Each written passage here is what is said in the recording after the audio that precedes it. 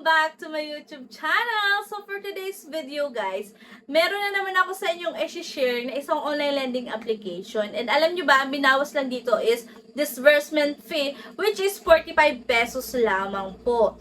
Pero bago kayo mag-download o bago kayo dito mangutang guys, siguraduhin yung tatapusin nyo itong video natin para malaman nyo kung talaga bang worth it utangan itong ating online lending application na i-share. Ang online lending application na pag-uusapan natin is si Peso-Ready. So, silipin muna natin guys yung kanyang mga advertisement.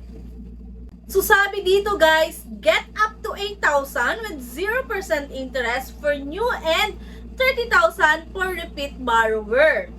Short application, fill out in just few minutes. Only one valid ID is required. Instant approval less than in minute.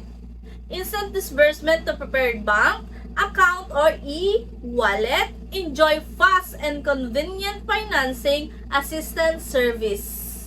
But before we continue guys, disclaimer lamang po, hindi po tayo agent or promoter ng any online lending application na ating sinishare o binibigyan ng review dito sa ating YouTube channel. So nag-share lang po tayo ng ating personal experience ng paglo-loan sa kanila. So, balik na po tayo kay Peso-Ready. So install na po natin si Peso-Ready para makapag-loan na po tayo sa kanya.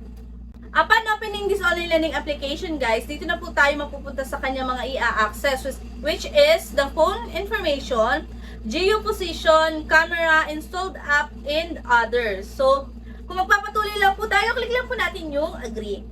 And then guys, sabi dito, get 7,000 with 0% interest per new customer and 20,000 pesos per repeat. So, kanina diba guys, 8,000 and 30,000.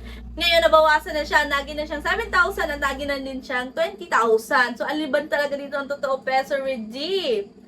And sabi din niya dito guys, 1.5 million na daw po o 1.5 Filipinos have chosen Peso-Ready. So, ang dami na nag-choose dito kay Peso-Ready. Click na po natin yung sign in. Kung makikita nyo dito, 0% interest talaga and 1,000 up to 20,000. So, click na po natin yung apply. And then after that guys, kailangan na po natin dito maglagay ng ating active phone number and then kailangan na po natin dito i-click yung send me code para po makatanggap tayo ng OTP and then ilalagay lang po natin dito yung OTP. Reminder lang po guys, kailangan po natin dito mag-create ng PIN code. And then after that guys, narito na po yung mga kailangan nating fill upan. So full name, date of birth, gender, email. So, and then after that, click lang natin yung next. Then, the province, city, municipality, and then kailangan po natin ilagay dito yung ating full address. After that guys, kailangan na po nating mamili dito kung ano po yung ating trabaho. So narito po guys yung mga pamilian. Click nyo lang guys kung ano ba yung inyong trabaho. Pero pwede dito guys yung unemployed and pwede din dito yung student. Kailangan din natin ditong ilagay yung ating salary and then ang kagandahan dito guys, isang contact reference lang ang atin ditong ilalagay. So, 'di ba? Maganda 'yon para sa atin kasi isa lang yung kanyang pwedeng kontakin sa atin.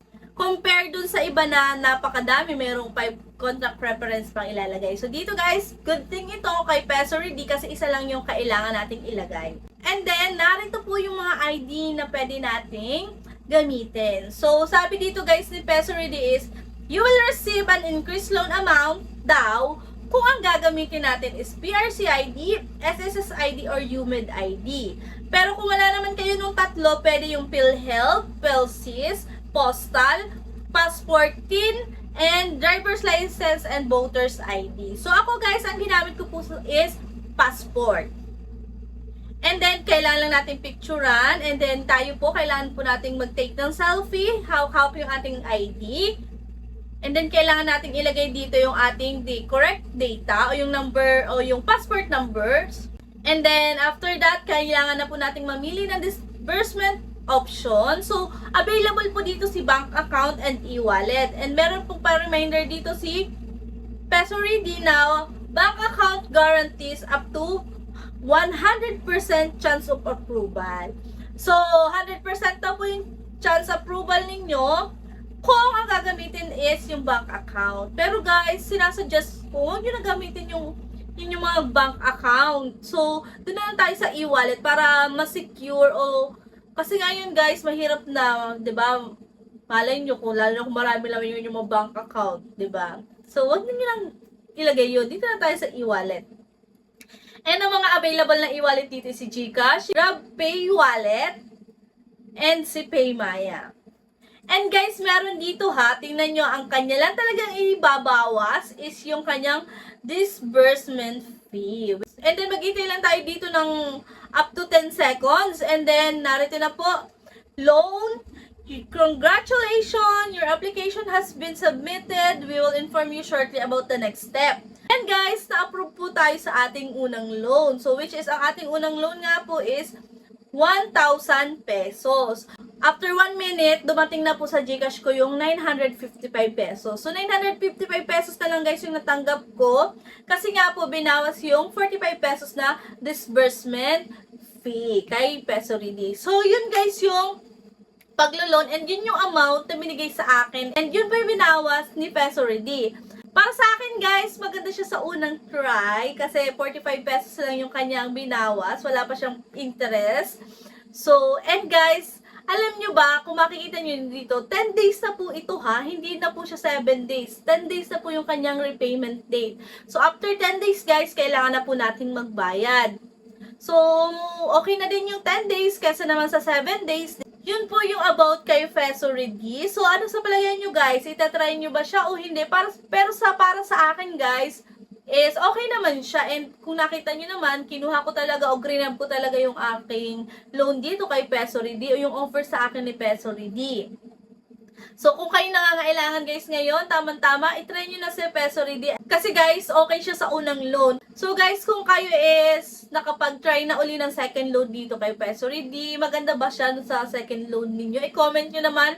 Kasi hindi ko pa siya natatry kasi kaluloan ko pa lang ngayon. Pero i-update ko kayo guys kung magkano ba yung i-offer sa akin ni Peso Ready sa aking second loan and magkano na ba yung interest. So, yun lang po yung about kay Peso Ready. So, sana po is nabigyan ko kayo ng konting kaalaman dito kay Peso Ready. So, guys, nasa sa inyo pa rin po yung desisyon kung kayo is maglo-loan dito kay Peso Ready o hindi. Pero hindi ko po sinasabing kayo mag-loan ha. And, reminders lang po, magiging po tayo matalino pagdating po dito sa mga online pautangan na ito. So, yun lang po for today's video and see you on my next video. And kung hindi ka pa po nakasubscribe sa ating YouTube channel, subscribe ka na po, i-like mo na po itong ating video and mag-comment ka na po sa comment section. So, bye-bye guys!